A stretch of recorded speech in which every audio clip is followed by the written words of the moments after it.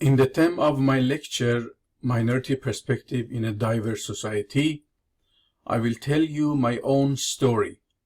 I do it because it can help us to understand the topic better. Here you can see both a map of Iran and current flag of Iran. My name is Saleh Mousavi, originally from Iran.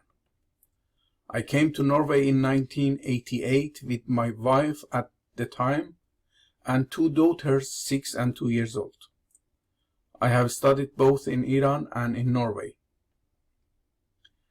Now I work as assistant professor at the University College of Southeast Norway and as a consultant or advisor at the National Center for Multicultural Education in Oslo and Akershus University College. Here you can see my visit card on both my jobs. I am here in Emden, Germany on behalf of University College of Southeast Norway. I was born in a small village in Iran. I was born in Kallaj, which is a small village in northern Iran. In this house. The culture in this village was monocultural.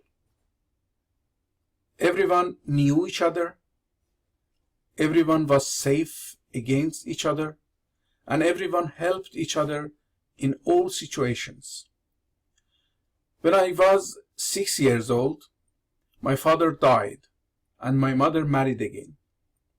We moved to the capital of Iran, Tehran, a big city with 4 million people at that time, now 14 millions.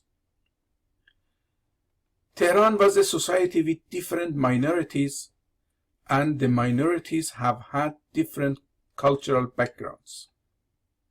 The society was not a multicultural society, but a society with many peoples with different cultural background. Therefore, not a multicultural society, but a multicultural people. And I grew up in this city. In Tehran, the government, the majority, and all different minorities knew clearly that everyone should go the same way. Everyone should be equal, and everyone should have only one culture, one language, one lifestyle, and one goal. That means all lifestyles, languages, cultures, and goals for life had to be only one. Maybe this can be understood as being good. You can maybe imagine a society where there was solidarity, similarity, equality, and unity. However, in this society, any different minorities should know that the goal in this society is the majority's lifestyle. The majority has had not only the political, economic, and social power, but they had a big power too. In fact, power to define how the others should be. They had power of definition. The minorities should listen to the majority and adapt themselves to the majority. Everyone should be equal, but only in the demand, not in the distribution of resources and civil rights. Yes, in that society, the goal was that everyone should be included. However, it was only the majority who should and could decide when and to what extent he or she would open the door for the including. All minorities should be assimilated, not integrated or included. The minorities should be adapting to the majority's goal. But what about the segregation? Have the majority ever said that the minorities should be segregated? No, never. But they knew that because of the social and economic reasons, they will be segregated. It does not matter if they are or not. In this city, or in this society. I was a minority and I was out of the ordinary because I had different language, different culture, different lifestyle, different habits, different approaches to see and to understand life, different frames of reference.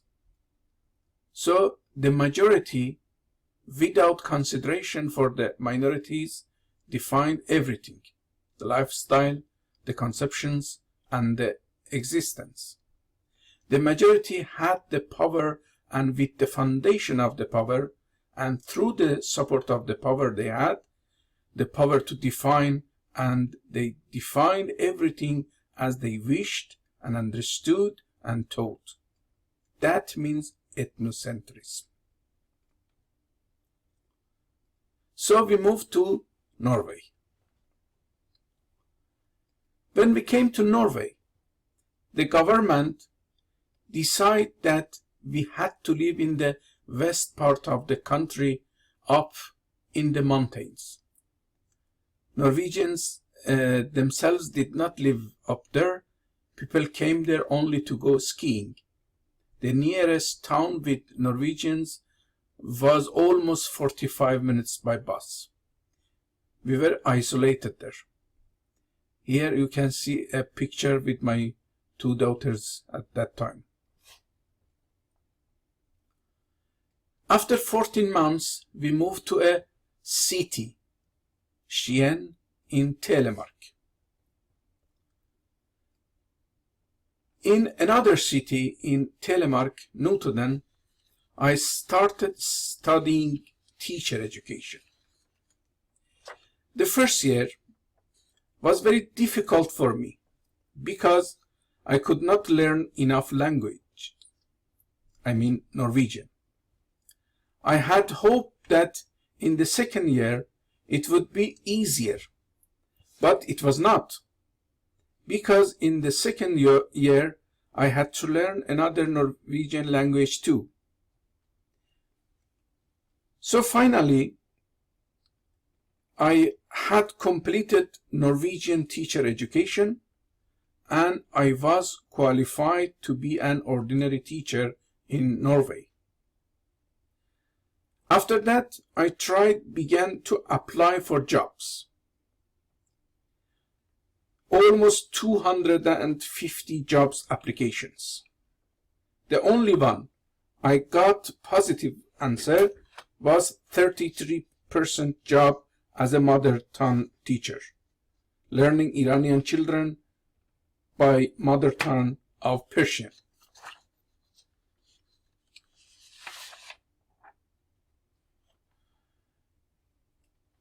I will tell you